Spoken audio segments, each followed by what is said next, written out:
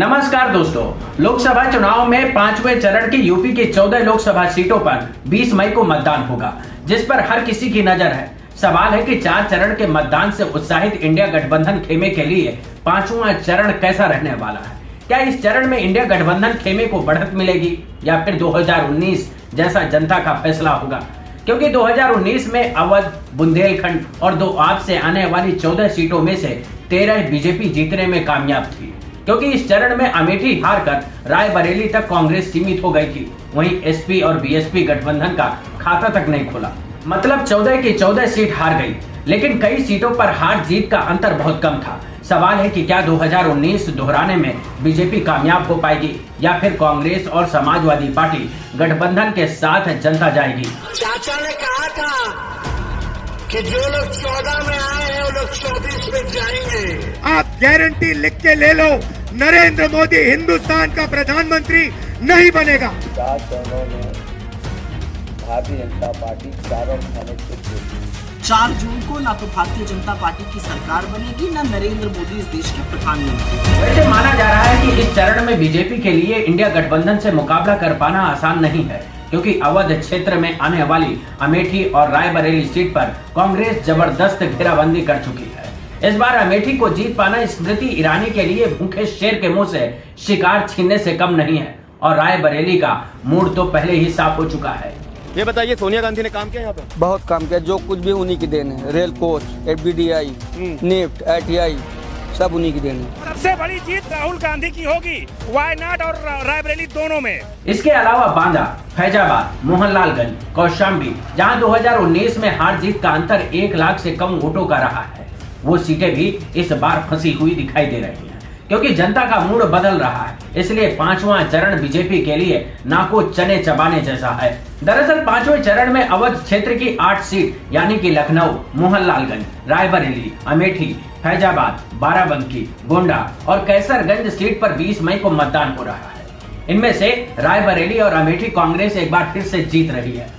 बाकी फैजाबाद सीट पर कांटे की टक्कर दिखाई दे रही, क्योंकि समाजवादी पार्टी ने यहां से 3 बार मंत्री रह चुके अवधेश प्रसाद को उम्मीदवार बनाया, जो लल्लू सिंह को कड़ी टक्कर दे रहा है। लल्लू सिंह भले ही बीजेपी से लगातार 2 बार चुनाव जीत चुके हैं, लेकिन जनता की नाराजगी मुसीबत बढ़ा रही है। इसका मतदान पर सीधा असर देखने को मिलेगा। 2014 में मोदी लहर के चलते 2,82,000 रिकॉर्ड मतों से लल्लू सिंह ने जीत दर्ज की थी। वहीं 5 साल बाद 2019 में सिर्फ 66,000 वोटों से ही जीत दर्ज कर पाए। ऐसे में माना जा रहा है कि लल्लू सिंह इस बार चुनाव हार सकते हैं। मोहनलालगंज लोकसभा सीट भी बीजेपी के लिए बचा पाना मुश्किल दिखाई दे रहा, क्योंकि इस सीट पर त्रिकोणीय मुकाबला होने से इंडिया गठबंधन को फायदा हो सकता है। 2019 में एसपी बीएसपी साथ लड़ी थी, तब दूसरे नंबर पर बीएसपी उम्मीदवार था, लेकिन इस बार बीएसपी के अलग चुनाव लड़ने से त्रिकोणीय मुकाबला हो चुका है, जिससे इंडिया गठबंधन को फायदा हो सकता है, क्योंकि 2019 में हार जीत का अंतर सिर्फ 1 लाख वोटों का रहा। वहीं बाराबंकी सीट बीजेपी प्रत्याशी उपेंद्र सिंह रावत की 6 सीडी की वजह से चर्चा में है। इस 6 सीडी के सामने आने के बाद उपेंद्र सिंह रावत ने चुनाव लड़ने से मना कर दिया, जिसके बाद बीजेपी को राजरानी रावत को उम्मीदवार बनाना पड़ा। इस सीट पर कांग्रेस नेता पीएल पुनिया के बेटे तनुज पुनिया को कांग्रेस ने उम्मीदवार बनाया, जबकि बीएसपी ने शिव कुमार दोहरे को उतारकर बीजेपी का सियासी गणित बिगाड़ दिया, जिसकी वजह से इस सीट पर भी मुकाबला कांटे का हो गया है। वहीं लखनऊ, कैसरगंज और गोंडा सीट पर बीजेपी को बढ़त दिखाई दे रही है। अगर यहाँ कुछ उलटफेर होता है तो वो चौंकाने वाला होगा। अब अगर बुंदेलखंड की हमीरपुर, बांदा, जालौन और झांसी की बात की जाए तो इस बार बांदा लोकसभा सीट बीजेपी के लिए बचा पाना मुश्किल है, क्योंकि समाजवादी पार्टी ने शिवशंकर सिंह पटेल को उम्मीदवार बनाया है। बीजेपी सांसद और उम्मीदवार आरके सिंह पटेल की मुसीबत बढ़ा दी है।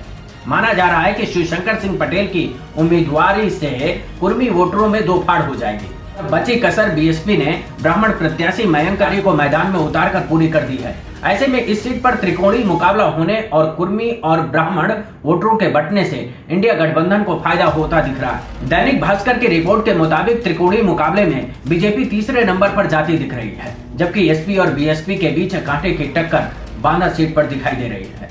वैसे 2019 में हार जीत का अंतर सिर्फ 5% वोटों का रहा है। अब वो खाई भी कांग्रेस के गठबंधन में आने से पूरी होती दिखाई दे रही है, क्योंकि 2019 में कांग्रेस उम्मीदवार बाल कुमार पटेल को 75,438 वोट मिले थे, जिसकी वजह से वो तीसरे स्थान पर थे। हमीरपुर और जालौन में उलटफेर हो सकता है। संभव है कि बीजेपी दोनों सीटों को बचा ले जाए, लेकिन झांसी में कांटे की टक्कर देखने को मिल सकती है। इसके अलावा आपकी दो सीटों फतेहपुर और कौशाम्बी सीट बचाने के लिए बीजेपी को नाक रगड़नी पड़ जाएगी, क्योंकि 2019 के मुकाबले इस बार फतेहपुर लोकसभा सीट पर साध्वी निरंजन ज्योति की हालत खस्ता है, क्योंकि समाजवादी पार्टी ने जमीनी पकड़ रखने वाले नरेश उत्तम पटेल को मैदान में उतारा है, जबकि बीएसपी ने मनीष सचान पर दांव लगाकर मुकाबला और ज्यादा दिलचस्प बना दिया है, क्योंकि एसपी और बीएसपी ने कुर्मी उम्मीदवार उतारे हैं, लेकिन मामला क्षेत्रीय और बाहरी का बना हुआ है। ऐसे में कुर्मी वोटरों और मुस्लिम मतदाताओं के साथ आने से समाजवादी पार्टी को बढ़त मिल सकती है, क्योंकि कांग्रेस का भी थोड़ा अपना वजूद है। ऐसे में बीजेपी के लिए फतेहपुर सीट जीत पाना मुश्किल दिखाई दे रहा है। अब कौशाम्बी लोकसभा सीट की बात करते हैं। यहां से बीजेपी सांसद विनोद सोनकर पर एक बार फिर से बीजेपी ने दांव लगाया है, लेकिन इस बार बीजेपी प्रत्याशी विनोद सोनकर का जगह जगह विरोध देखने को मिल रहा है। अगर आप मने बना लिए हो कि विनोद को न सुने के न देखे तो कोई बतिए ना। 10 साल, अरे भाई 10 साल में जो मुझसे प्रश्न कर रहे हैं, ऐसा कोई गांव कोई गली नहीं बचा जहां मैं गया नहीं। शादीपुर नहीं गया कबो। ऐसे में समाजवादी पार्टी ने पूर्व सांसद के बेटे पुष्पेंद्र सरोज को उम्मीदवार बनाकर मुसीबत बढ़ा दी है, क्योंकि बीएसपी ने पूर्व डीएसपी को मैदान में उतारा है। ऐसे में इस सीट पर बीजेपी और एसपी के बीच मुकाबला देखने को मिल रहा है। माना जा रहा है कि अगर दलित और मुस्लिम वोटर बीएसपी की तरफ शिफ्ट हुआ तो फिर एसपी उम्मीदवार पुष्पेंद्र सरोज की जीत पक्की हो जाएगी। मतलब 5वें चरण में एनडीए और इंडिया गठबंधन के बीच कांटे की टक्कर देखने को मिल रही है, जिसमें अमेठी रायबरेली सीट पर कांग्रेस की मजबूत दावेदारी दिखती है, यानी कि मुकाबला सिर्फ 12 सीटों पर है, जिसमें से फैजाबाद, मोहनलालगंज, बाराबंकी, बांदा, फतेहपुर, कौशाम्बी सीट पर सीधे टक्कर दिखाई दे रही है, जबकि हमीरपुर, जालौन, झांसी, लखनऊ, कैसरगंज, गोंडा सीट पर बीजेपी को बढ़त दिखाई दे रही है। मतलब 5वें चरण में बीजेपी और इंडिया गठबंधन के बीच कांटे की टक्कर देखने को मिलेगी। खासकर बीएसपी वोटरों की भूमिका यहाँ अहम रहेगी। नमस्कार।